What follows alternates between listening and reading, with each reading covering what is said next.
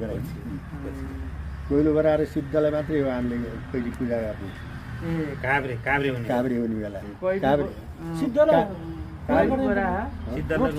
wrote चढाउने सिद्धलाई त्यो पनि गर्थ्यौँ गर्थ्यौँ त्यही सिद्ध त भनेन कोइलो बरालाई भेडो सिद्धलाई रोट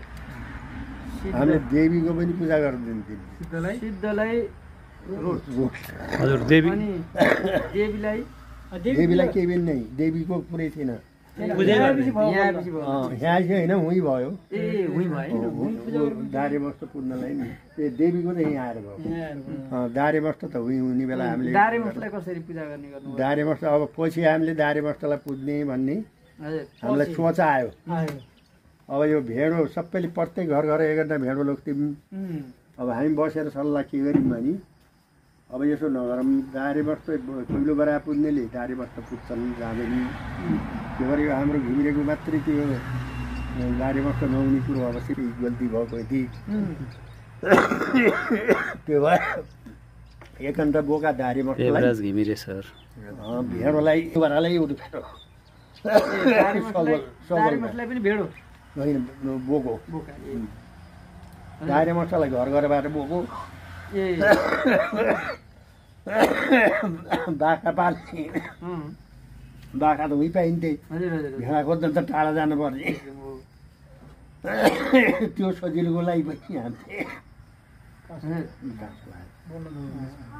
त्यो गऱ्यौँ गरेपछि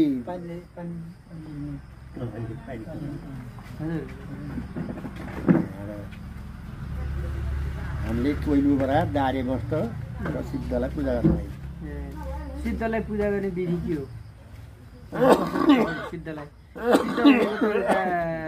शिवको स्वरूपलाई पनि मानिन्छ सिद्ध होइन अनि पूजा गर्ने विधि के हो उहाँलाई जस्तो कोही मन्दिर बनाउनु भएको छ अलग बनाउने हजुर वेदी मात्रै उतिखेर तत्काल वेदी सेदी बनाउने कि कुनै मूर्ति तत्कालै चाहिँ एउटा ठाउँ छ स्थापना गर्ने त्यो ठाउँमा फनक्क सेउलाले बार्ने माझाबाट दुईवटा कोठा गराउने रगत खाने बराएर अर्कातिर मस्टलाई दारे मस्टलाई कहिलो बरालाई एकातिर बोको र भेडो एकातिर भयो रोड चढाउने रोड चढाउने र दुधको धारा तीनवटा थान हुने भयो नि तिनवटा थान हुन्थ्यो अनि त्यो दिशा कुनै फरक छ जस्तो सिद्धलाई कुन दिशातिर सिद्धलाई चाहिँ उत्तरै पार्टी बाँध्ने सिद्धलाई उत्तर हजुर मस्त पनि उत्तरै त हो मस्त पनि